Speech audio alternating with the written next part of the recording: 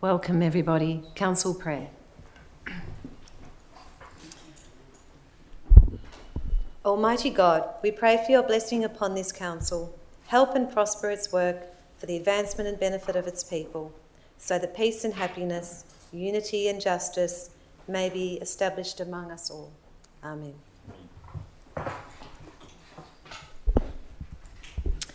Manningham Council acknowledges the Wurundjeri Woiwurrung people as the traditional owners of lands and waterways now known as Manningham. Council pays respect to elders past, present and emerging and values their ongoing contribution to enrich and appreciate the cultural heritage of Manningham. Manningham Council acknowledges and respects Australia's First Peoples as traditional owners of lands and waterways across country and encourages reconciliation between all. Manningham Council also values the contribution made to Manningham over the years by people of diverse backgrounds and cultures. I also welcome all members of the public who have joined us in the gallery. It's lovely to have such a full gallery tonight. Thank you for coming along. And those who are joining us online to observe tonight's proceedings. I would like to advise that tonight's meeting is being audio and video recorded. All care will be taken to maintain your privacy. However, as a visitor in the public gallery, your presence may be recorded. By remaining in the gallery, it is assumed your consent is given in the event that your voice and/or image is broadcast by Council.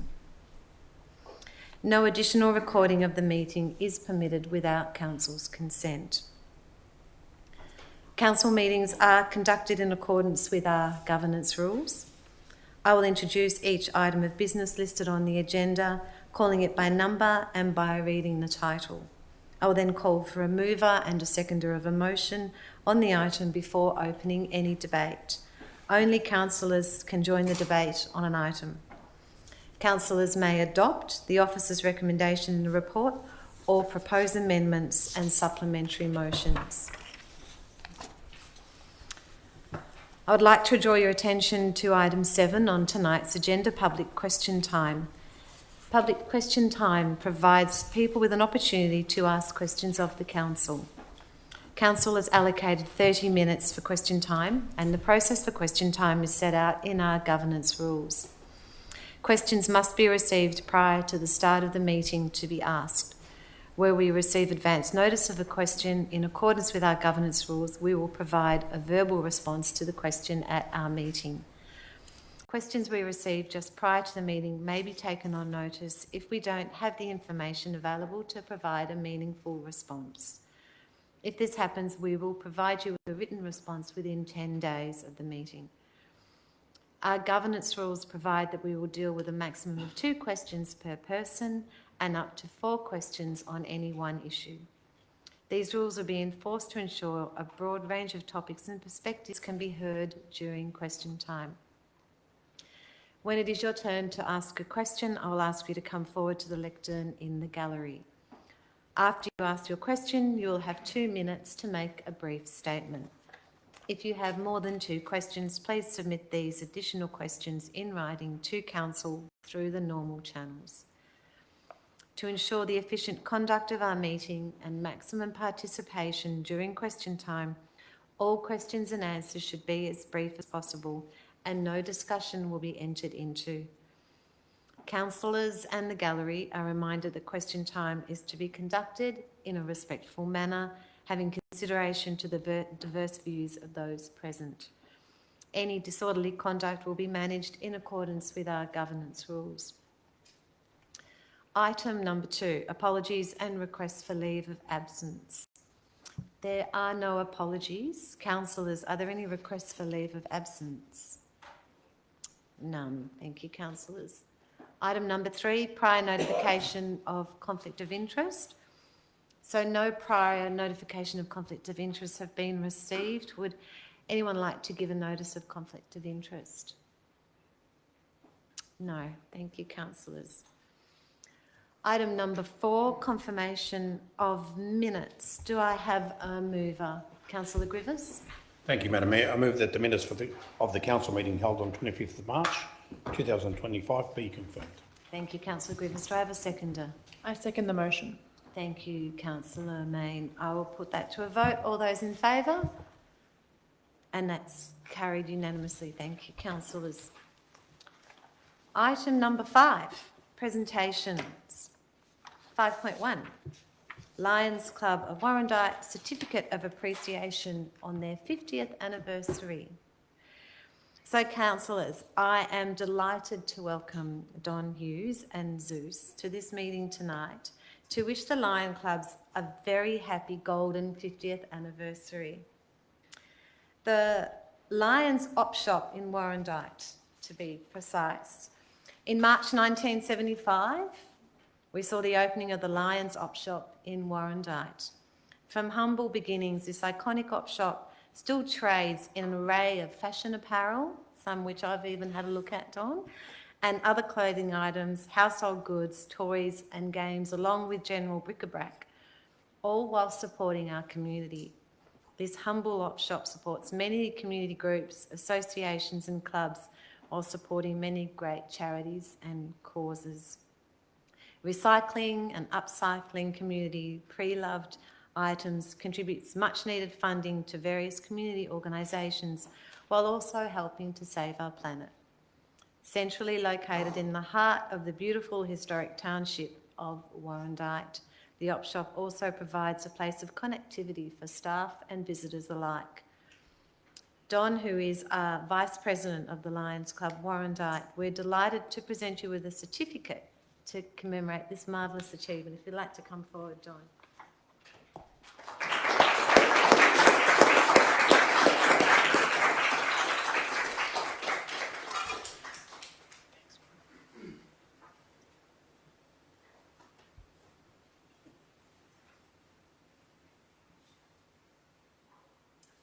Mayor. Congratulations. It's actually a real honour. Thank you. And to Zeus as well. Could we have a photo, Zeus? I think so. and Don? Come over here, Zeus.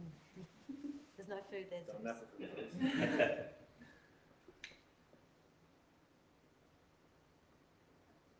Thank you. Thank you. No worries.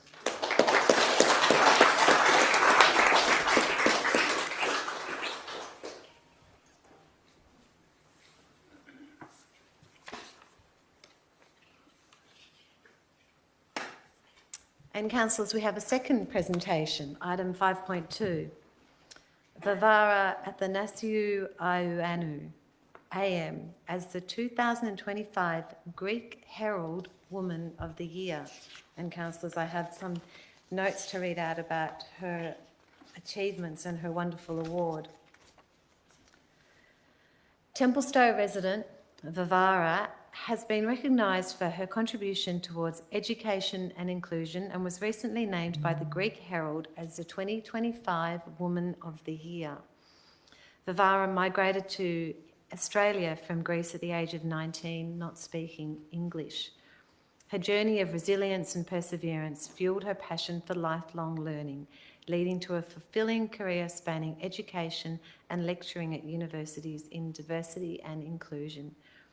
2 decades ago, Vivara founded the Food for Thought Network, a community organisation run by volunteers. This network runs quarterly forums on current issues relating to women in the areas of work, family, health and wellbeing, language and culture.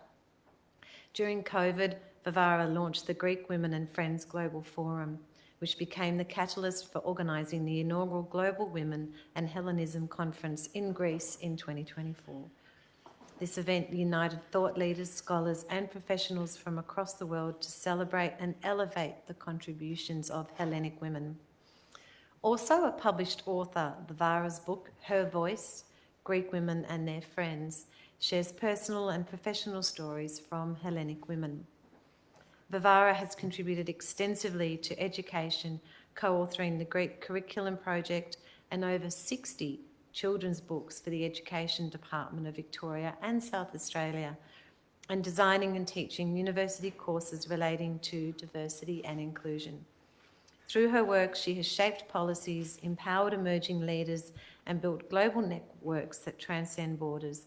Her mission remains clear: to be a voice for the voiceless and to continue inspiring the next generation of women. So, councillors, can you please join me in congratulating Vivara on this wonderful achievement?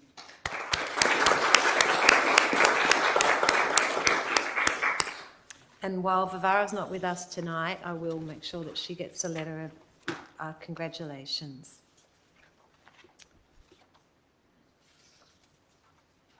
That brings us to item number 6, petitions. I note that written responses have been provided to the 3 lead petitioners from 25th of March 2025 council meeting, and these responses are included in the council agenda. This will be recorded in the minutes in accordance with sub-rule 58.9 of the governance rules. Councillors, tonight we have received 1 petition for consideration.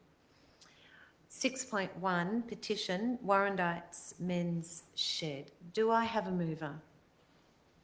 Councillor Madam Lang. Mayor, I move that the petition with 102 signatories requesting council to support permanent establishment of a men's shed in Warrandyte be received and referred through to the appropriate officer for consideration. Thank you, Councillor Lang. Do I have a seconder? Councillor Conlon. Happy to second it. Thank you, Councillor Conlon. Councillor Lang, would you like to speak to the motion? Yeah, thank you. Just quickly, look, we all know that men's sheds are a safe and supportive place for men to get together. And we have wonderful neighbourhood houses here in Manningham that have many programs that aim to do that, to connect our vulnerable, but also to connect our residents together with supports groups. The important aspects of men's sheds is for men, it is more difficult to do the connection without without some sort of job or physical activity that they're doing to get together. And men's sheds are a support for that. They've come with the project to help serve the rest of the community as well as connect. So this is an important petition to where men can explore their creative hobbies, acquire new skills, support one another, build connections and have a purpose for what they're doing while they are actually mingling, connecting and growing themselves. Thank you, Councillor. Councillor Conlon, would you like to speak to the motion? Do I have any speakers against the motion? I will put that to a vote. All those in favour? And that's carried unanimously. Thank you. Item number 7, public question time. We have received a number of questions for tonight's council meeting. Anyone who has registered a question with council will have the opportunity to read their question or choose to have their question read out by our CEO. I will call upon those who have registered questions to come forward to the lectern. Our first question tonight comes from Ethan Biancon.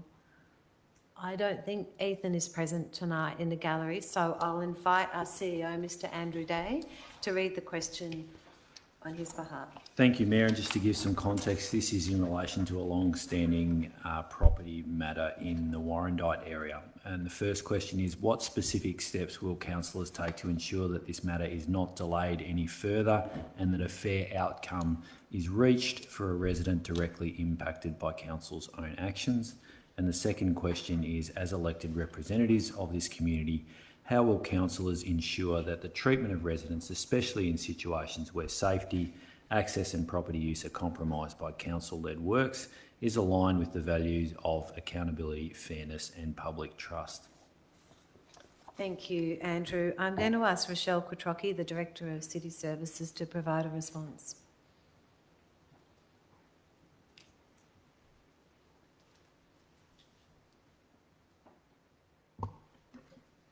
Thank you, Ethan, for your question. I appreciate it has been a challenging time for you. Council officers have had a commitment to working to investigate and assist in resolving these issues. It is our understanding that several factors, events and site-specific complexities have contributed to the access issues of your site. On the 26th of March 2025, Council contacted you and provided options based on the assessment of the claims received to assist in resolving the matter. We had actually received a further correspondence from yourself and will review and respond to you shortly. In relation to the second question, our council plan demonstrates our commitment to ensuring safety, access, accountability and fairness, which are key components of all the works that we would undertake. We have robust processes of governance reviews and escalation to ensure a fair and reasonable position is achieved when assessing complex issues such as this. Over a long period, we have worked to resolve the matter, considering various approaches to resolution, including a range of engineering, reinstatement, financial approaches, and have provided transparent correspondence to you detailing our position and options. We will provide a response in writing to the most recent letter on the 8th of April 2025, which was received from you later this week following the completion and review of this matter by Council's CEO. Thank you again, Ethan, for your question. Thank you, Rochelle. Our next questions are from Anna and Gianni Piran. Anna or Gianni, are you in the gallery? Yes. If you'd like to come to the lectern to ask your questions, or... Oh, sorry, you want the CEO to read out the questions. Oh, sorry, my apologies. Happy to do so, Mayor. And the questions provide the context. How will parking be resolved due to the lack of car spaces in our section of Glendale Avenue, not the two wings that head on to Foot Street, as it is constantly used as a car park due to the builds in the surrounding streets? And the second question is, due to insufficient parking that is already at capacity, how will parking be sufficient and monitored once residents move into the completion of the build at number 15, as more than 6 dwellings cannot park on the road? Thank you for your questions. I'm going to ask Rochelle Kutrocki, Director of City Services, to provide a response.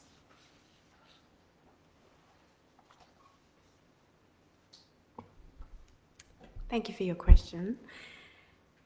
And thank you for reaching out to us with your concerns regarding the ongoing development and increased impacts of vehicle parking in Glendale Avenue. Glendale Avenue is zoned General Residence Zone under Schedule 2, GRZ2, and is located in the Design and Development Overlay Schedule 3, which is something our officers can go through with you in more detail. Our planning team continues to assess development proposals in line with Manningham's planning scheme, as mentioned. Infrastructure capacity and community feedback is also taken into consideration. In relation to the vehicle parking concerns that you've raised, we recognise that there has been an increase in demand, and this can place pressure on availability of on-street spaces, as you have mentioned. We are also aware that the car parking and overdevelopment are common issues raised by other objectors to planning applications in this vicinity.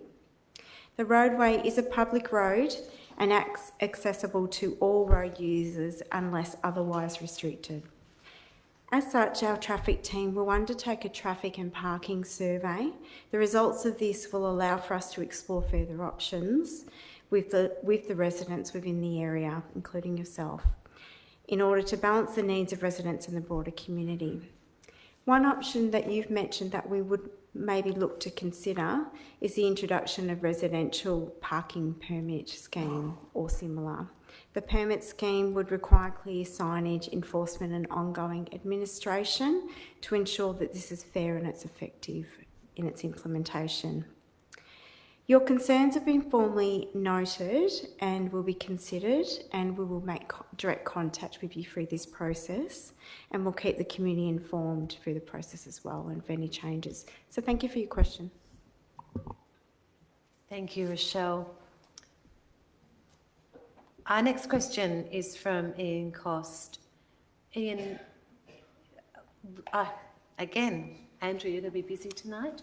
I'm going to ask our CEO, Mr. Andrew Day, to read your questions. Thank you for your trust. Question number 1, is it possible to have permit parking on both sides due to the 6 townhouses being built at number 15 Glendale Avenue? given there are 26 bedrooms and the upcoming build of number 21 Glendale Avenue that comprises of 6 two-storey townhouses. Therefore, we are extremely concerned the congestion of vehicles and parking issues that may occur. How will this be monitored? So, Rochelle Quattrocchi, perhaps you should just stay here, but I'll invite you back up to provide a response. I think I just got a standing order from the Mayor. Thank you for your question, and I really appreciate that you've brought this to our attention. As I mentioned in the earlier response, our traffic team will undertake a traffic and parking survey to investigate some options and then look at what some of those solutions could be, and one of which could actually be residential parking permit scheme or similar. So we'll be in contact with you to discuss with you what that process would be. But we really appreciate you bringing that to our attention, and we'll be in touch with you. Thank you. Thank you, Rochelle. Our next question in a similar vein is from Robert Sutton. Would you like to speak to the... Excellent. Please come to the lectern. So you have 2 minutes to ask your questions and then 2 minutes to provide some background. I'll just get to the question then.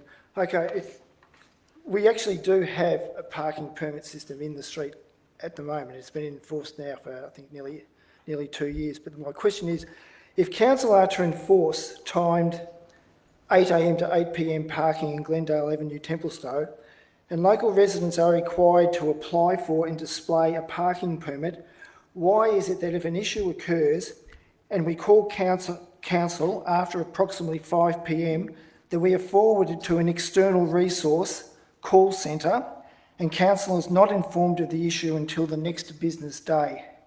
And the second part of the question is, in the case of this occurring on a Friday, is it a Monday morning then that the council is informed of any issues happening in the street? Thank you. Did you want to provide any further context? Well, just that I leave for work at 5 a.m. in the morning. My wife leaves at about 7:30, and you know we've had lots of building going on in the street.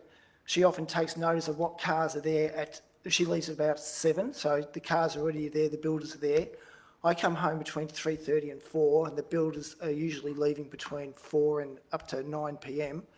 And they're the same vehicles that have been there at 7 a.m. in the morning. But apart from that, we've got the overspill from the Eden Apartments in Foot Street, plus the other apartments, I don't know what they're called, but we're getting the overflow coming into the two wings and into the street. But the time that I rang when I got the call centre was I had a car parked across the fire hydrant. Now, in the case if there was a fire, of course, the fire brigade would just tow the car away, but the car shouldn't have been parked when the fire hydrant was. And I got told by the call centre that the council would address it next business day. And I thought, well, if that's the answer where no one is available from 5 p.m, and there's that 3 hours every day where cars are then exceeding their time where they're allowed to park, it's an issue, not just for me, but other people on the street as well. So this is just one small problem that's just going to grow over time. Great. Thank you so much for your questions in the context. I'm going to ask Andrew McMaster, Director of City Planning and Livability, to provide a response. Thanks, Robert, for your question. And there's clearly a number of community members in the gallery tonight who are interested in the answers to our questions. Robert, after hours calls to Council Citizen Connect Centre, you are correct, are sent to an external provider. That external provider triages those calls, and depending upon the urgency, will put them through to an after hours officer for attention. I'm not completely clear, and I'll have to take notice the process where we have a parking issue after hours. So I undertake to investigate that and come back to you on that specific query. Parking issues such as blocked driveways can be reported to Victoria Police, just for your information. But I also want to assure you that where council receives regular reports of parking issues after hours like what you have described, we are able to roster officers to patrol those areas more frequently. I'm happy to go and have a look at how many reports we've received in relation to this issue in Glendale Avenue. Certainly, if it's a recurring issue, we want to look at what we can do to support the permit scheme and residents in the area. So happy to have a further conversation with you. We'll certainly look into it on our end and look at what we can do to ensure that that permit system is effective. Thanks for the question. Thank you, Andrew. And Andrew, you might stay there for the next question as well. Just be efficient. So our next question is from Marcus Chu. As Marcus is not present in the gallery, I will invite the CEO, Andrew Day, to read the question on his behalf. Thank you, Mayor. And by way of background, this is in relation to Victoria's Big Build and development of a pressure reducing station at Timber Ridge Reserve near the kids' playground on Timber Ridge. And question 1 is, what feasibility and consultation was done to identify that position next to the playground was most appropriate for positioning for this structure? And question 2 is, what consideration was given on the potential negative impacts on value of properties closest to the site? The proposed station is approximately 18 metres by 15 metres and will be very close to a small number of properties, in some cases less than 20 metres. Thank you, Andrew, and thank you, Marcus, for raising this important point. I'll ask Andrew McMaster to provide a response. Thank you, Mayor, and thank you, Marcus, for your question. The North East Link project works require the Yarra Valley Water to relocate an existing pressure reduction station, which is currently located next to the Eastern Freeway. This project is not being managed by Council, but we have been made aware of the project by both the North East Link project and Yarra Valley Water. As a water corporation, Yarra Valley Water has special powers to enter and occupy council land for the installation of water assets. We understand that the precise location of the pressure reduction station in Timber Ridge Reserve is preferred by Yarra Valley Water based upon their assessment of areas in the vicinity that are available for a structure of this size, the proximity to existing water assets, and also they need to avoid conflicts with other pieces of existing infrastructure. We are not privy to any analysis that's been undertaken on the impact of property values, which may or may not be caused by this structure. We will liaise with North East Link Project and Yarra Valley Water for the release of any information that is relevant to your queries, and we would strongly recommend any residents that are impacted by this project to contact the North East Link Project and Yarra Valley Water directly, as it is their project. Thank you for the question. Thank you, Andrew. And thank you, everyone, for your questions. Item number 8, admission of urgent business, and there are no items of urgent business. Item number 9, planning permit applications.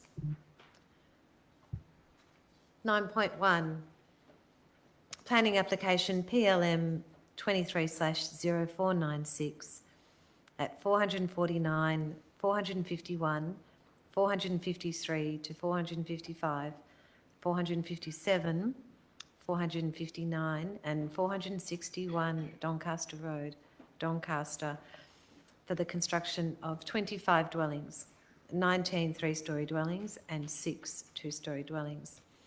Construction of a front fence and alteration of access to a road in a transport zone 2. Councillors, I'd like to move this motion as the ward councillor. In doing so, I move that the officer's recommendation be adopted with the following amendments.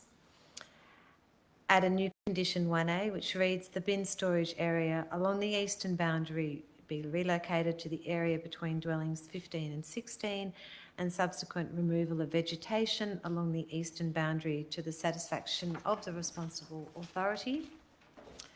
And point C be amended to read, before the development starts, including demolition, a construction management plan must be submitted to and approved by the responsible authority using Manningham's construction management plan template, When approved, the CMP will be endorsed and will then form part of the permit.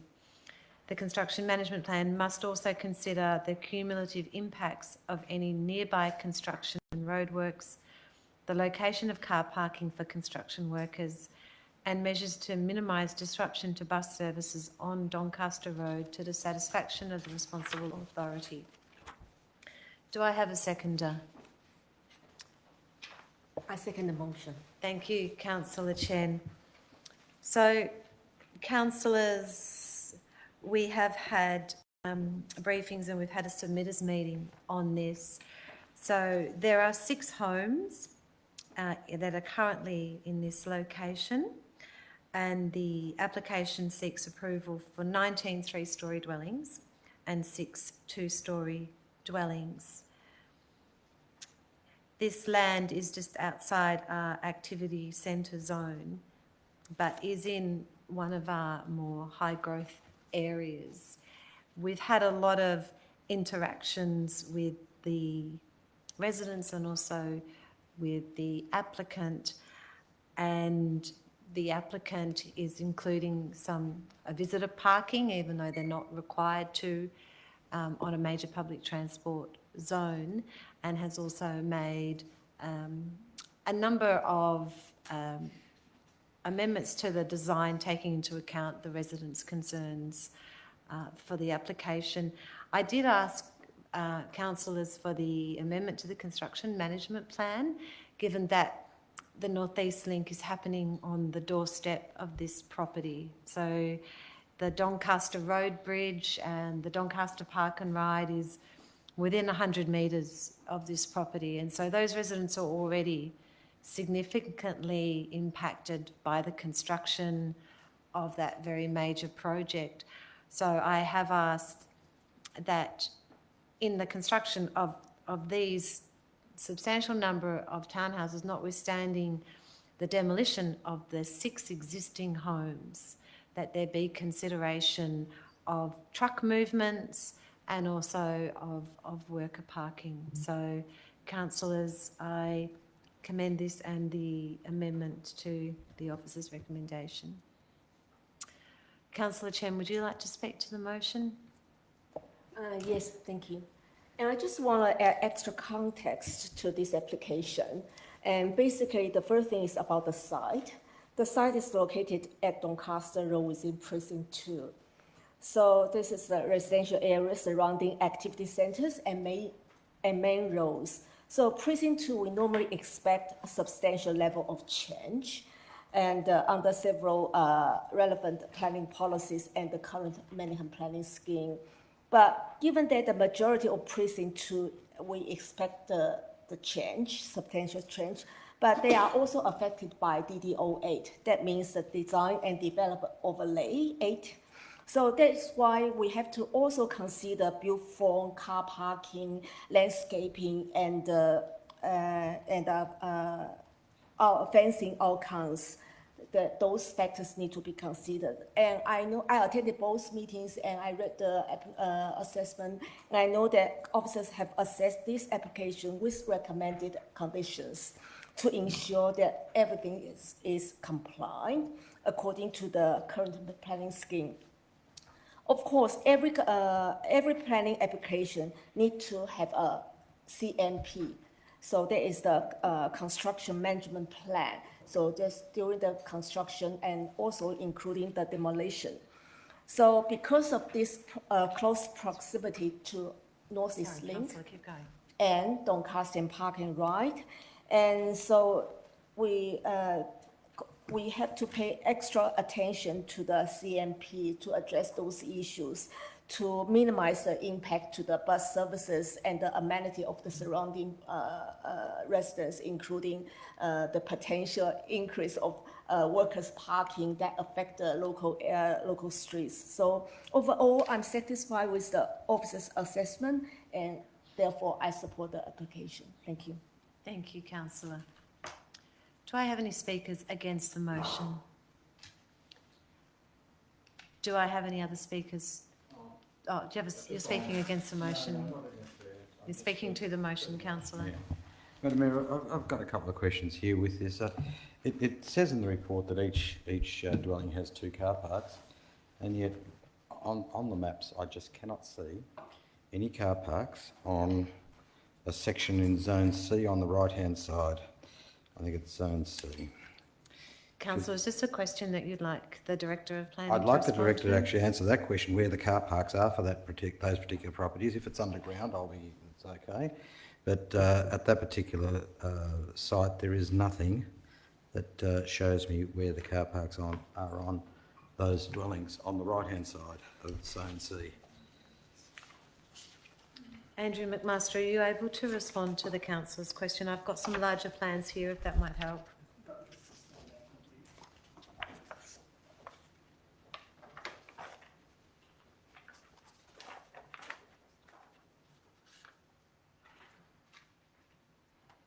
We'll just pause while we wait for Andrew McMaster to review those.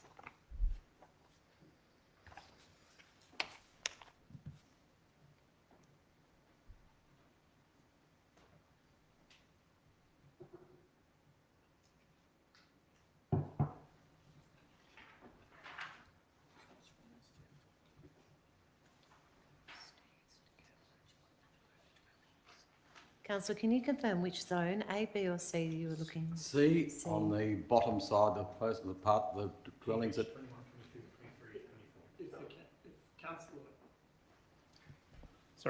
Councillor Goff could turn to drawing number TP10 in the drawing pack. Yeah. And are they there? That's the question I've Yes, they are. And where are they? Underneath? Correct, that's right. Underneath, yeah, okay. They're underneath. I'll still want to speak. Yep, thank you. Thank you, Andrew. Yes, continue, Councillor Goff. Thank you, Madam Mayor. I will be, I suppose, in all speaking in favour of us putting this motion through. But with this application, herein lies the difficulties we have in Manningham and the increasing difficulties we're going to have over the number of years with an issue that has come up, interestingly, tonight about 3 times. It's car parking. And, Madam Mayor, unfortunately, this is built in an area where the people don't really have many other places to park. You've got Doncaster Road, and I don't know whether there's a clear way along Doncaster Road at certain times, but Doncaster Road, and there's no access into those properties from Doncaster Road. You have a very limited driveway servicing all of those houses and an underground car park for those. We have, for all of these houses, 1 extra visitor spot. And indeed, you're either on Doncaster Road, Golf Hill Road, and in front of other people's properties, and all of these dwellings, and it does satisfy our rules and regulations. And this is where things are going to a little bit of madness. Now, I could understand in Doncaster Hill when we did the buildings up here, we didn't because we were right at the top of the hill near Shopping Town or whatever. You're down that hill, you're not walking up to Shopping Town. It is a car-driven area. I know you've got a bus service into town, but everyone works at home now, so no one's going into town. It basically means that they get crowded.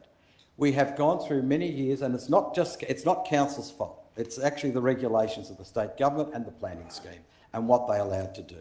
We've allowed in Templestowe a whole lot of dwellings that had roads that couldn't even get a car passing each other on them, in and around, in behind the pines. These are death traps for the future. They're death traps because you can't get emergency vehicles in, you can't get fire engines and whatever in. They are really bad. And not only that, they don't allow for parking.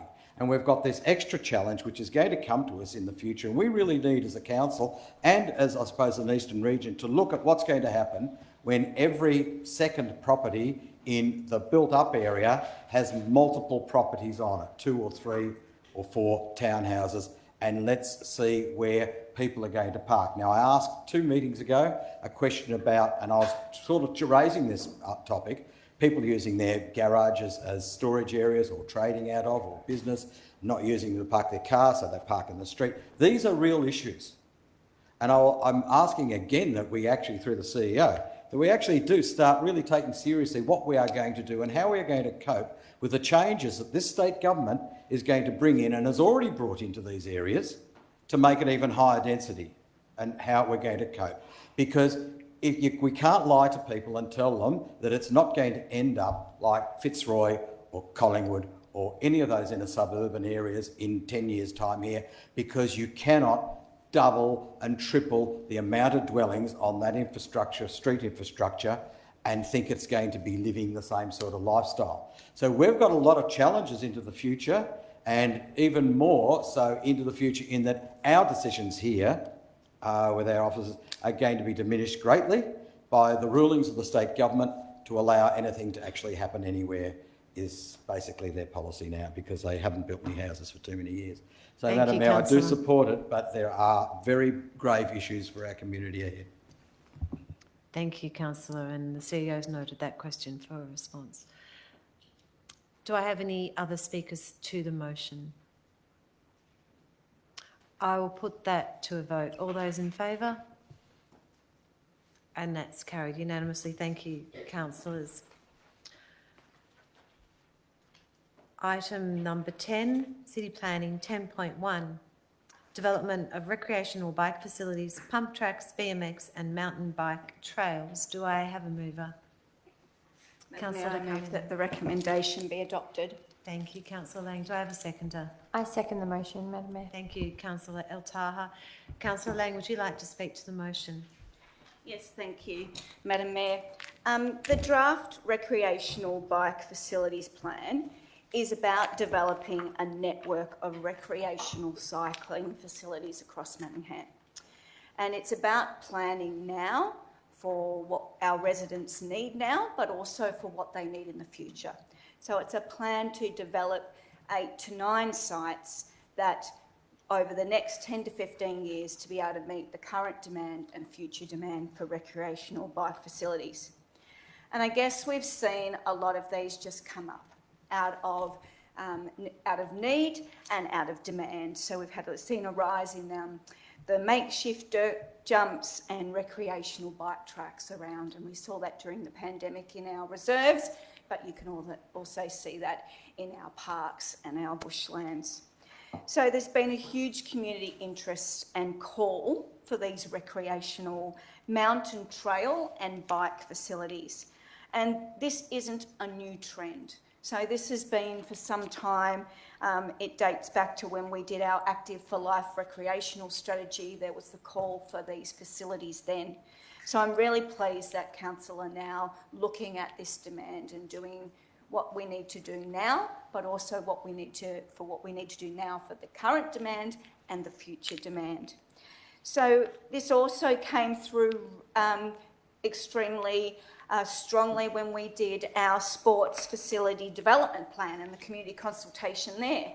And that was mainly around organised sports. What came out of that was this huge demand for dirt jumps, pump tracks and mountain bike trails. In fact, so much so that it came up as second, and it was 33.5% of the responses, and the biggest one was basketball, and that was 37.8.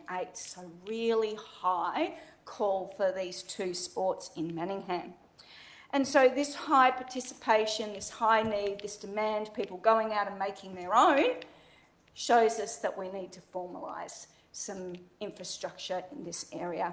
So I'm very pleased that this plan does that it looks at sites within the municipality. We called for a external consultant to have a look at the topography of Manningham, and aren't we blessed to be in a municipality that has the balance of city and country, and you've got every topography you could ever ask for here in Manningham.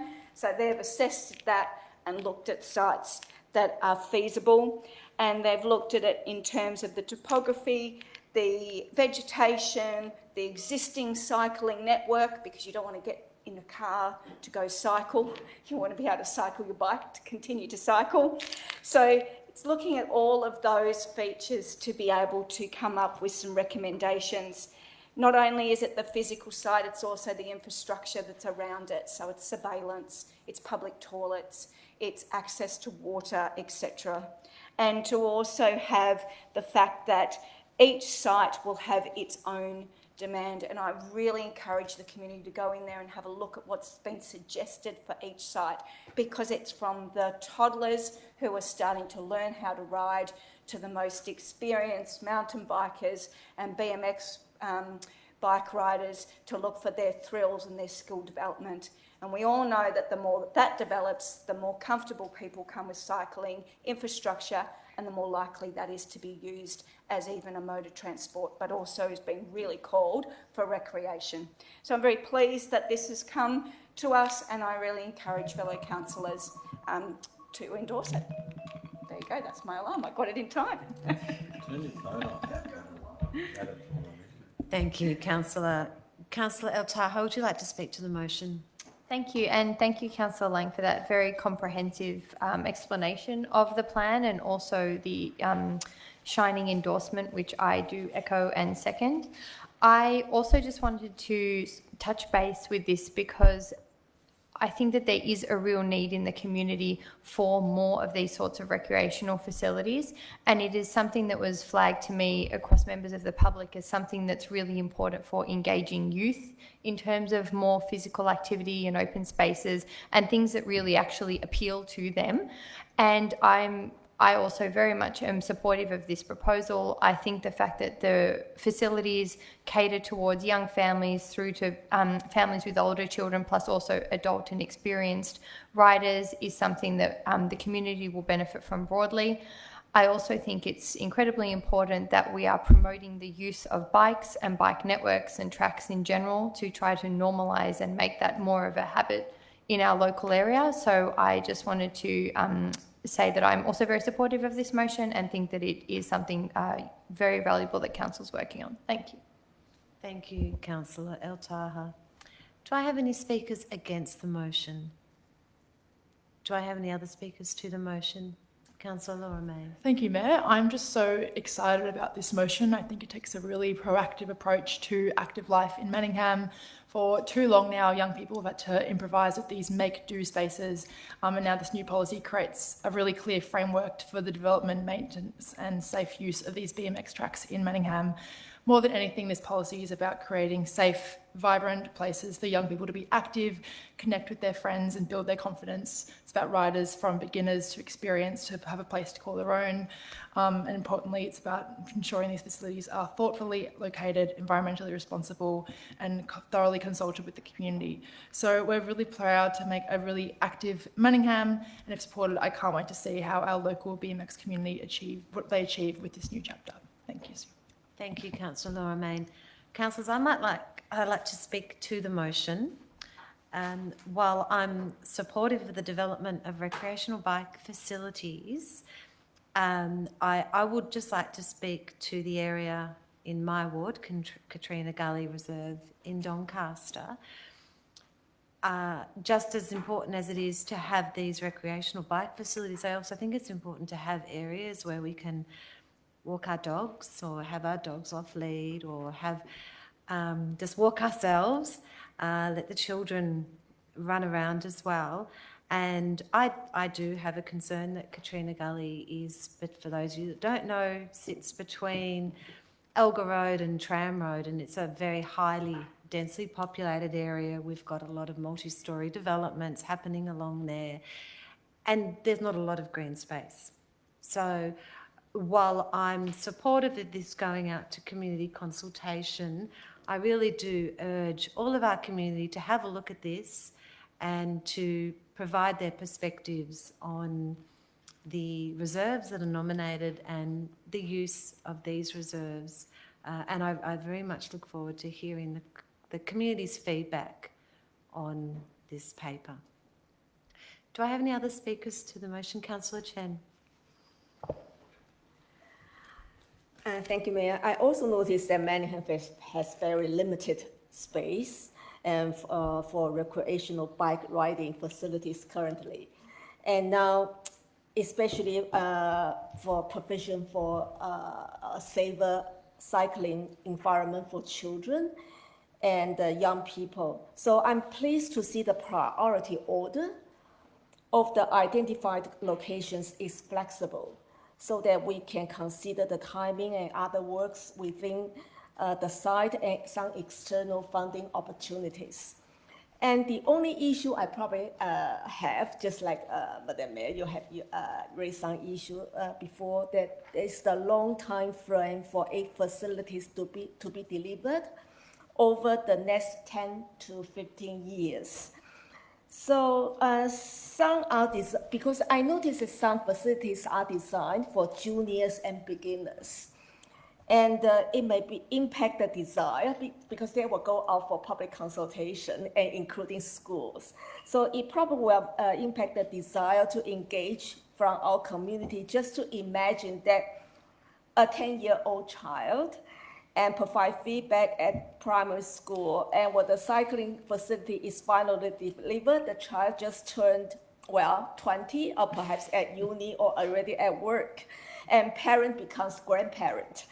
So therefore, in order to make the consultation more engaging and more meaningful and relevant, so I encourage my fellow councillors and officers perhaps to consider perhaps in the future budget time, and perhaps we can shorten the delivery time frame from 10 to 15 years, perhaps to 5 to 8 years, so before the final endorsement of the plan. So this is my only humble suggestion. So thank you. Thank you, Councillor Chen. Do I have any other speakers to the motion?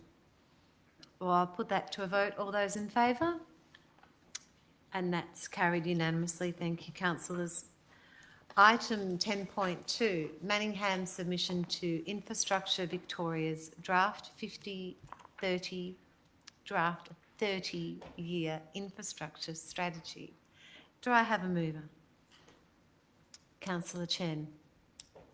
I move that the recommendation be adopted. Thank you, Councillor. Do I have a seconder? I second the motion, Madam Mayor. Thank you, Councillor Lane. Councillor Chen, would you like to speak to the motion? Yes, thank you. And council submission to Infrastructure Victoria 30-year strategy was launched on the closing day, which was yesterday. So given the importance of this document, which will have long-term impact to every Victorians, tonight council is seeking formal endorsement of our submissions to the draft document. So to give some context of this document, Infrastructure Victoria is the state's independent infrastructure advisor established in 2015 through the Infrastructure Victoria Act. One of the functions is to prepare a 30-year infrastructure strategy for Victoria, covering areas such as housing, energy, transport, health, social infrastructure, and the environment. The strategy is required to review and update every 3 to 5 years. The document is crucial because it provides a roadmap for future infrastructure development, ensuring it meets the needs of current and future Victorians. The 2025 draft has 43 recommendations and 7 future options. Its final draft will be tabled in Victorian Parliament late this year.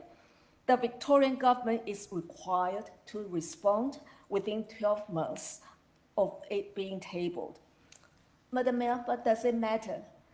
And I think that it does matter because from the previous record, the government accepted 83 of IV's 94 recommendations from its 2021 strategy in full, in part, or in principle, and has implemented or made progress on more than 80% of them. It demonstrates the importance of this strategy. Although the timing of the consultation period did not permit external consultation, our submission was internally consulted on to ensure the submission addresses all relevant council-wide priorities. It was also informed by the Manningham Council panel's recommendations to ensure current community sentiment was considered. Councillors also provided individual feedbacks to the submission. Council submission is generally supportive of IV's initiatives. We identify key Manningham initiatives that align with the recommendations and have also taken the opportunity to outline any suggested changes, issues, or gaps in this strategy. For example, Council strongly supported the recommendation 9, run faster bus services more often. Council noted the bus rapid transit MET does not include our long-term advocacy BRT between Mitchell Station and Doncaster Park and Ride, and the express bus route that mimic the suburban rail loop alignment. Therefore, in recommendation 10, we request the government to collaborate with councils on initial investigations into BRT beyond those are already identified in the map. In recommendation 5, we submitted that focus on provision of libraries and aquatic centers should also be made towards established metropolitan areas, especially given the significant population increases in response to the state government's housing target. So just to name a few. I understand that submission will be published on Council's website, so I encourage every resident to have a read. Thank you. Thank you, very comprehensive. Thank you, Councillor Chen. Councillor Lang, would you like to speak to the motion? That was a very comprehensive summary by Councillor Chen, so well done, Councillor Chen, and well done in getting it done in your time. I guess I just wanted to point out that with 43 recommendations, and under the 7 themed areas, and then our assessment of the infrastructure plan and assessing each one of those recommendations and then making it appropriate and making recommendations for the context of Manningham, our officers have done a great job, a big job and a great job. They've designed our submission so it is clear, it is concise, it is powerful, it is influential, because it fits with the structure of how the draft plan was given. And if I just point out, I know that Councillor Chen talked about the buses and went into the details, but if you think about some key themes for Manningham, it's about facilitating our markets and kinders. It's about building libraries and aquatic centres, making sure our infrastructure is accessible, extending either trams or having rapid bus networks, making faster, more frequent bus routes. It's about our local streets being safer for our community and for our children, and we can assist government with that and work in partnership together. It's about our cycling networks. It's about helping use government school grounds and sharing those facilities, because we don't need to keep building more and more. We just need to keep using wiser and wiser. So I really encourage the community to look into the infrastructure plan, to look into our submission. It's had a lot of work, and I'm really proud of our officers and the team for our submission. So thank you. Thank you, Councillor Lang. Do I have any speakers against the motion? Do I have any other speakers for the motion? Or I'll put that to a vote. All those in favour? And that's carried unanimously. Item 11, Connected Communities. 11.1, Renewal of the Annual Councillor Event Program. Do I have a speaker? Thank you, Madam Mayor. I move that the recommendation be adopted. Thank you, Councillor Griffiths. Do I have a seconder? I second the motion. Thank you, Councillor Main. Councillor Griffiths, would you like to speak to the motion? No, thank you, Madam Mayor. Councillor Main, would you like to speak to the motion? Sure thing, Madam Mayor. So I'm really excited about this new direction we're taking with our annual councillor event program. So what we're proposing to do is we're going to combine our Civic Awards and our Mayoral Ball together to one flagship celebration, the Manningham Community Awards. This new event will be more inclusive and more accessible and more aligned with the values we share with our community. And by expanding our award categories and subsidising ticket prices, we're going to be opening the door to broader participation and celebrating more of Manningham. And then in addition, we're proposing a brand new event, our annual grant celebration, dedicated to showcasing the amazing outcomes of our council-funded community projects. And this is our chance to shine a light on these amazing grassroots initiatives that we love so, so much. So thank you. That is my brief summary, and I really look forward to these events and celebrating with many of you in the future. Thank you, Councillor. Do I have any speakers against the motion?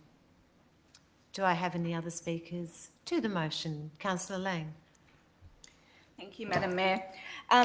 I am in favour of this proposal, and I think it is wise that we look at ways that we have our community events and how we can engage more of the community in our events. And so I really acknowledge that that is the sentiment around this review and renewal and then submission. I just wanted to also make the point of having the new annual grant celebration. It's about highlighting there when people make the effort to put an application in to apply for council funding for an event. That event doesn't go ahead often if they don't get that funding. So our support of community groups to be able to run events and functions throughout the whole municipality is really key through our community grant policy and through our programs. And so to have an event that showcases all of those events that have occurred through the community grants shows everybody and celebrates the work of volunteers to make it happen. It highlights the fact that council funds, ratepayers' money is being used to support community groups, to run events, festivals, markets and activities for our community's benefit, and then we have an event to celebrate it. So it really does add element to what we're doing, but it actually celebrates the work of the volunteers, our community, to make it happen, and in partnership with council. So I'm really in favour of that. The other thing I just wanted to also say that I'm very pleased to see that we are still having our emergency services reception and our volunteer recognition evening. And those two events are about, again, recognising our emergency services are here to keep us safe and to work really hard in collaboration with council. And so are our volunteers who, let's just say, nothing works without volunteers.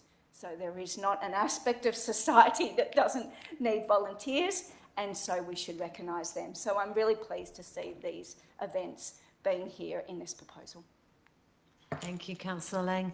Councillors, I'd also like to speak to the motion. If this motion is carried, councillors, the awards event, the Civic Awards event, will be held in September this year, and I think it's really important to talk about the new award categories.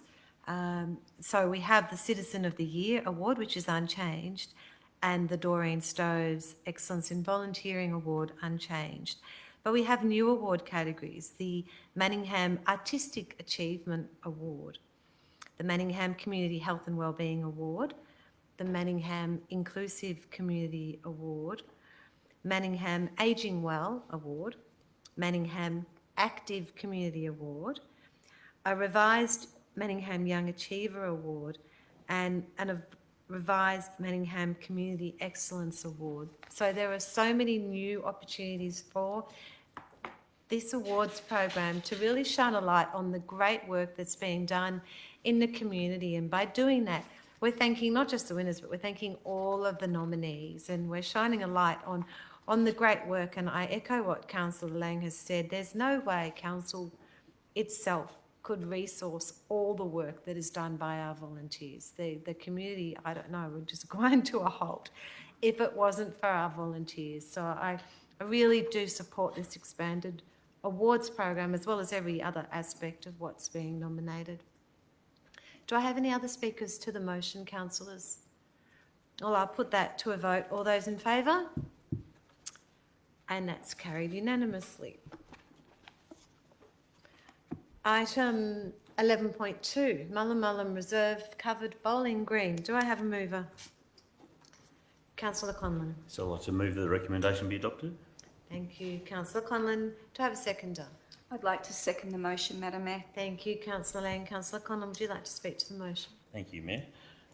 Yes, this is something that's been bubbling along for a little while, since last year when we approved the addition of a covered bowling green in regional facilities, which Mullumbullen Reserve qualifies for, in our outdoor sports infrastructure and allocations policy. And at the same time, we've got a current budget in the 24-25 budget to spend $700,000 on new lighting and a new green at the same facility. And it just happens that all these things come together at once. And under that policy that we approved last year, it includes the ability for us to build a cover over the green, which will make that facility a lot more usable all year round. And on the basis of a 50% contribution by the users who happen to be the Donvale Bowling Club at the moment. And so on that basis, everything's, like I said, everything's aligned, and it's a great opportunity for us councillors to support this initiative by the officers to basically change the scope of the project, which was the previously approved new lights and green, to include a covered green, which will be funded by 50% of that cover will be funded by the bowling club, and as I said, it's fortuitous that the bowling club have supported this and have the funds to be able to proceed. So, as I said, it's already in our policies, it's in our budget essentially. With a minor change to the scope, there may be a small increase to the requirement for funds next year to cover the addition of the covering of the green, and this is completely in line, obviously, with our council plan, our current council plan, not our new one, the current one which is still in force, and that the objectives of that is to provide for a healthy, safe and resilient community, and this speaks to the healthy community being more people being engaged and participating in sport is better for everyone. It also talks about our goal in that plan for a well-utilised and maintained community infrastructure, and this, by introducing this covered green, we will see a large increase, I believe, according to all the evidence that we've seen through our reports and over time, we'll see a large increase in the participation and the use of that facility. And it also speaks to us being a financially sustainable council that manages our resources effectively and efficiently. Because if we don't change the scope, if we don't support this resolution now, in this golden opportunity to make the most of our investment into that facility, then I would say it's negligent on our part in terms of being financially responsible. So on that basis, I ask councillors to support the motion, along with and you'll see there's also been a great MOU, a draft MOU being developed by the officers and the bowling club to ensure that those financial contributions are kept to, that promise is kept to, that the maintenance of the future maintenance costs are understood, and in terms of who's going to contribute, and also that there's increased community access, broader community access rather than just the Donvale Bowls Club. So given all those things, I completely support this, and I think I'd like to also give a shout out to the Donvale Bowls Club, who happen to be in my ward. But they are a great volunteer group who run a great program down there. And as I tell them at their events, once I've given up golfing, I will come down and play bowls because it's just down the road from me. So I support this wholeheartedly, and I hope the councillors do so as well. Thank you. Thank you, Councillor Conlon. Councillor Lang, would you like to speak to the motion? Yes, thank you. Just quickly, because Councillor Conlon did do a thorough explanation. I just wanted to say there are significant benefits to doing projects all at the same time. So what Councillor Conlon was talking about in terms of just everything aligning, if you have a policy that says and shows with consultation with Bowling Victoria that a regional facility should have a cover, and you have a place for a regional facility at Mullumbimby Reserve where we already have our regional basketball, and then you are already doing works at the same time to put in new turf and lighting, all of that digging up and construction and the cost that goes with that, it makes sense to put the infrastructure for a cover at the same time, because that is cost, benefit and efficiency, as well as less disruption when it occurs. So the fact that this is just all aligned and happening at the same time, you know, is great, but it's also a testament to the planning and to the recreation and sport team to be able to look and see, oh, okay, the clubs have said that they're interested in this, that there might be the opportunity, but we're doing this here and aligning it all together. So it's a testament to community and council working together for a good outcome, an efficient and effective outcome for our community. And a covered bowls green, you know, that can be used for multiple things. It can be used all year round. It then means that recreation has more engagement, more utilisation, and it gives the opportunity for then there to be not the cancellation and disappointment, but also then the future growth. So I just think it's wise that we do it efficiently. I think it's wise that we're doing a covered green that gives ultimate utilisation. And also I think it's wise that we've put the MOU in so that there is now the commitment to be able to ensure that when it comes down 20 years and it needs to be replaced, that council and clubs are not in the position where they don't have the money to do it. And it was just a once-off nice to have. That we're now thinking about, okay, how can we plan a fund which is going to allow us to be able to maintain this for the future? So there's just some wise thinking in here, and I really compliment the clubs, the Manningham Bowls, the Donvale Bowls, and the recreation team in working together to make this happen.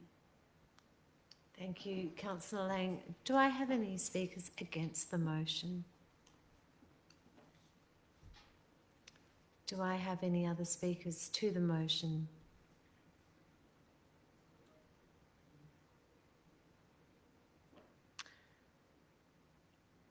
I'll put that to a vote then. All those in favour? And that's carried unanimously. Thank you, councillors.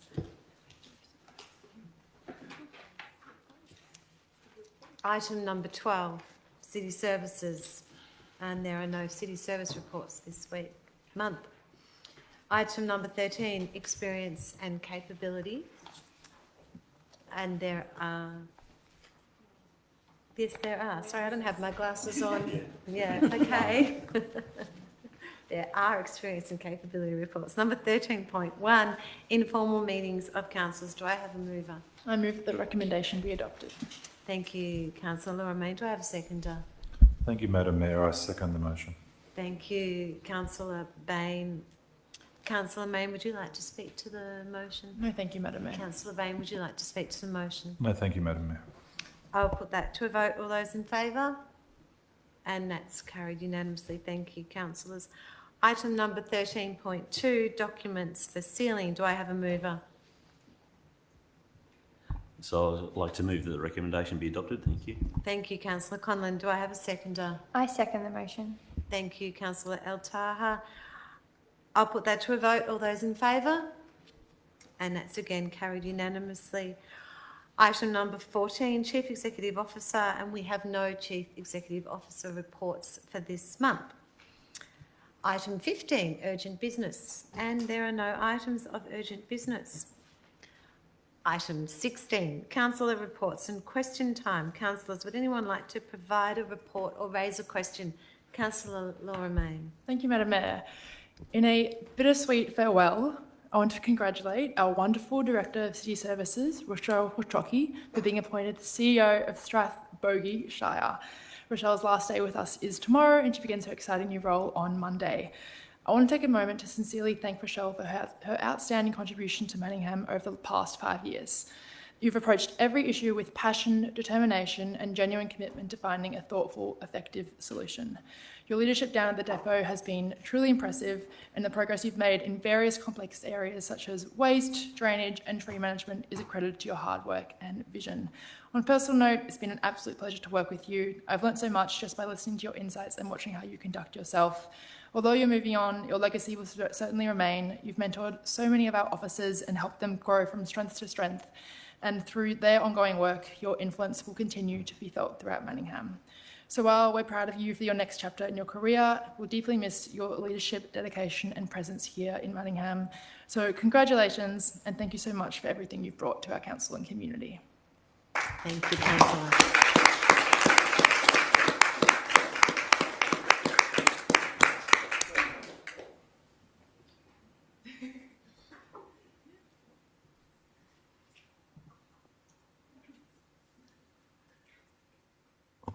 Thank you. You caught me a bit off guard there, Councillor. Thank you, councillors. As I said to you, I think before we came in here tonight, it's been my absolute pleasure to work with you all. And I think it's a testament to our relationship between the executive and also the council and all the things we've been able to achieve for the community of Manningham.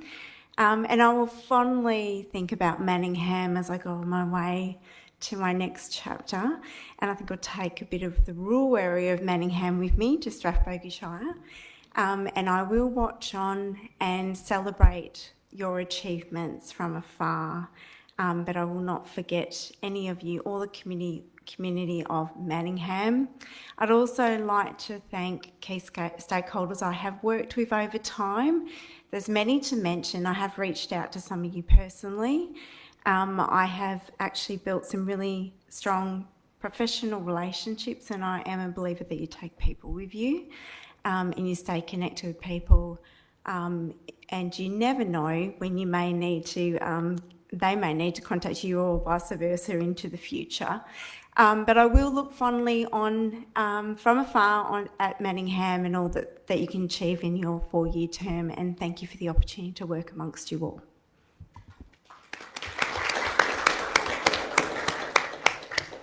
Thank you, Councillor Mayne, and thank you, Rochelle. Councillor El Taha. Thank you, Madam Mayor. I firstly just wanted to congratulate the team at Aligned Leisure and through the Active Manningham program for its very first fun run or walk that occurred at the beautiful Ruffy Lake Park a few weekends ago. The event was run to support our local charity group CareNet, which offers food relief for families throughout Manningham. And I just think that it's such an important program that is run for the community. And while it's very hard to hear, it's a service and a charity that's needing more and more support because people are in need of basic food and food support for their families. So I just want to congratulate Kelly, the team at CareNet, as well as Aligned Leisure for running such a successful first event, and one that I hope will become an annual tradition. And they were able to raise over $3,000 that day to support that charity. So congratulations to that team. And if anyone has any spare cans or goods at home, I would urge you to donate and drop off. They're located near the Templestowe IGA. The other thing that I just wanted to raise was the ongoing roadworks through the Templestowe route projects that's happening across my ward through Templestowe Village. I want to acknowledge that we understand that this is an incredibly difficult and stressful time for traders as well as residents who have concerns. Please continue to reach out to us and speak to us. And this is not a question for officers, but just a plea that we continue to keep advocating for those traders and thinking of ways in which we can support their businesses through this tough time. Thank you. Thank you, Councillor Taha. Councillor Chin. And I know that our mayor will be reporting another event, so I report another one. And I have a report and one question. And during the recent school holiday, council organized a free movie screening at the Playhouse. The movie was Clean Bin Project. And council also offer free popcorn to enhance the experience. I was there to join the fun and support the council's initiative. So it was about a couple goes head to head in competition to see who can swear off consumerism and produce the least garbage. So this is an inspiring movie and with a lot of humor, and that calls for individual action. A lovely movie. And my question, and I'm afraid that will be for our departing director, and recent I met at a recent community event, proposed an initiative for council to consider. The initiative is to repair unwanted furniture left on our nature strips. So then, with the profit goes to neighborhood houses or donate them to those in need. I know that council has annual hard waste collection program. Is it possible for council to partner with any charity or non-for-profit organizations to source repairable items from depot, for example, repair and sell them for good cause? And some councils have repair and donate information on their website. And just wondering if this initiative is unviable, can we consider the similar actions on council's website as well? Thank you. Thank you, Councillor Chen. Michelle Quattrocchi, I'll ask if you're able to provide a response. Absolutely. Thank you, Madam Mayor. And also thank you, Councillor Chen, for your question. Manningham Council is committed to supporting our residents in a variety of ways and finding ways and alternative methods for disposal of materials that are no longer in use. We are always looking at alternative ways for reuse or to recycle household items. We are in the early stages as well of planning for our new waste contract, and that will include the review of our hard waste collection service. We are also have information for our residents that is currently on our website that actually provides a variety of ways that they can find valuable waste resource and recovery ways of disposing of materials. One of those is our waste drop-off day, where residents can reasonably dispose of a range of materials that cannot be placed into the household bin. And we have a range of suppliers that actually attend those days and then reuse some of those materials for other uses. Councillor Chen, I'd really like to encourage a conversation with the residents you spoke to and some of our officers, because we are open to hear about different ideas and explore that with them and look at different ways that we can do that going forward. Thank you. Thank you, Rochelle. Councillor Lang. Thank you. I just wanted to acknowledge that April has been a really commemorative month, and that we've had Easter, we've had Anzac Day, and it was really pleasing that I saw a lot of combined Easter services. So not only was it Easter for Christians, it was also for Greek Orthodox at the same time, which is just all the same. So it was really pleasing that so many people were celebrating, and I attended the Park Orchards in Warrandyte Interchurch Network Good Friday service, and it was so pleasing to see all the churches and representatives come together and remember the journey of the cross, and also just honour the special day that it was for Christians over the two suburbs, and all come together. And then again on Anzac Day, we had 3 services here in Manningham, Doncaster, Templestowe and Warrandyte. And it was again where we were honouring those that have served, but it was clear through the message it was also a day for those who are left behind and those that have had family members that have served, because it was a day that they felt like they were not alone, where the people were actually appreciating and honouring and remembering the worthwhile service of those that did not come home. So I just thought it was really important to acknowledge that April has been a very commemorative month.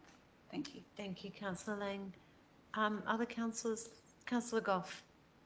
Thank you, Madam Mayor, and take this opportunity to actually raise an issue that has concerned me in my area in more recent times, and it's basically with the treatment of older people and the abuse of older people by governments. And really what I've found out in the last month or 3 weeks is quite disturbing, in that the government departments, by moving to all electronic means, are disenfranchising and abusing older people that are not au fait with things. I have an 88-year-old gentleman who has sent bills from the Land Tax Department. They will speak to you on a telephone, but they will not send anything to you. They will not even have an office in there that they can actually speak to its constituents. This is isolating people, and it's not the only department of state government that is doing this. and it will move across all departments. It requires people quite a deal. First of all, they have to have computers. Second, they have to have internet. Third, they have to be au fait with everything. Fourth, they need to have a printer. Fifth, they need to know how to scan things and then put it back in and get it off to them, and they can't do it in another way.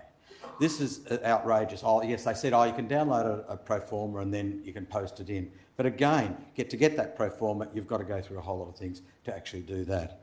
It's concerning that we are becoming Orwellian. 1984 is a really good topic to actually bring up, and it's a very important thing that people should actually start watching or listening to what 1984 was all about. And it was all about the disenfranchisation of people and the government talking to them and them not being able to talk back. Now, the reason I bring this up is that I want us at Manningham to look at our processes here, to see if we do disenfranchise people by not communicating through the other ways in all aspects of all the things that we do, to have another way of getting that information to them by mail or by coming in and seeing somebody here or whatever the topic is, because I think it is really important that we don't keep elder abuse up to the level the state government is doing to its citizens. Thank you, Victoria. Councillor Time. I'll ask Lee Robson if you would like to provide a response. I'm just asking. Or you can provide it.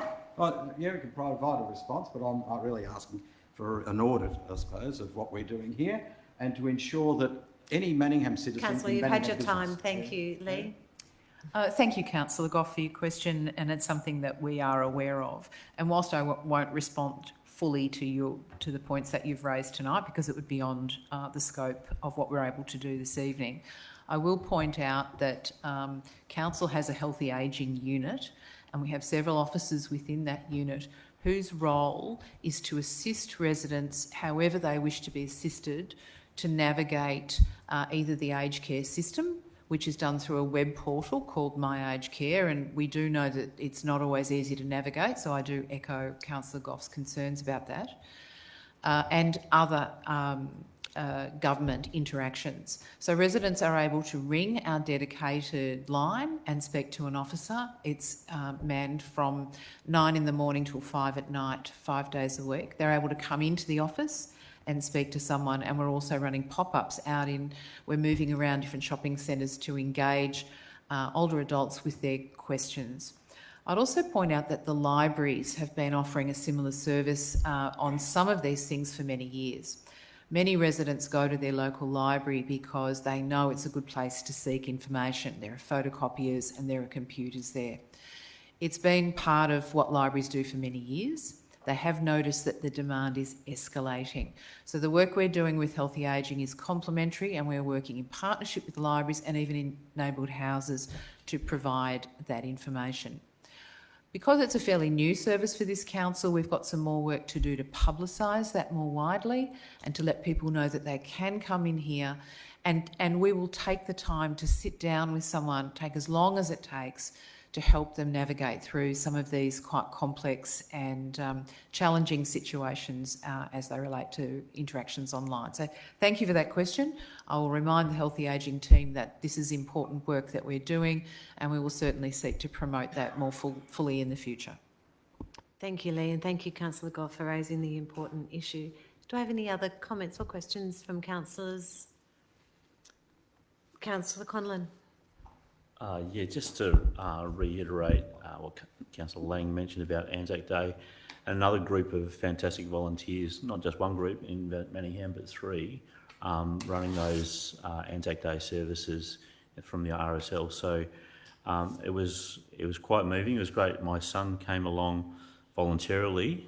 He's just turned 18, and he brought along some friends because he went along last year with me, and it was great to see those guys get up after watching Law and Order, believe it or not. They've had a resurgence watching Law and Order for a 17th season or something. They were up till 3 o'clock. They got up at 6 o'clock and came out, and it was great to see them there. Some young people really understanding the importance of remembering those people who have served, and I guess, that idea of we've all got to serve each other, and they take that on so well. So it's just a shout out. And also, I'd just like to mention the as most of us went to all the services there, or many of the three services, it was great to see Keith Wallahan.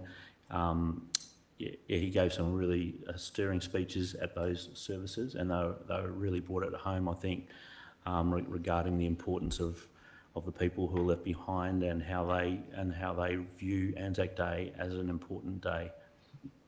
So thank you. Thank you, Councillor Conlon. I'd like to make a few statements and also ask a question. So just carrying on the Anzac theme today, councillors, we had the Anzac Day schools events. So all the schools, primary and secondary schools of Manningham, came together at the Templestowe RSL. There were more than 700 students there, and I spoke to them about Anzac Day and how we remember those very brave men and women and the families and their sacrifice, and we remember them by being kind to each other and respecting one another, looking out for one another, but also we remember them by loving and respecting our country, how fortunate we are to live in a place like Australia. So it was very important to provide those messages. Also, councillors, earlier this morning I went to the EV Inclusive Volunteering Awards, and I'm very proud to announce that Manningham took away 2 Inclusive Volunteering Awards. The first went to Manningham Whitehorse L2P program, which is the learner driver program, which I thought was a wonderful service and a wonderful recognition. And the second one went to the Manningham Australian Chinese Mutual Aid Association. So I congratulate those 2 very worthy winners. I do have a question. There is a site, a disused site in Tullamore Ward on the corner of Doncaster Road and Elgar Road. It's a disused Volkswagen site that has created a huge amount of angst for nearby residents, with some really unsavoury behaviour happening there, and increased crime that's associated with the behaviour that's happening there. And I would like to ask the Director of City Planning and Livability for an update on what we and also the receivers of that property are doing to make that place safe. Thank you, Mayor. We have received a number of complaints about the old Volkswagen site on the corner of Doncaster and Elgar Road. We had some trouble contacting the owner of that site to secure the buildings which remain on the site and also to clear some vegetation which have been growing. That owner is an absentee foreign owner. We've recently discovered that the owner of the properties has actually been put into receivership, and we've made contact with the receivers.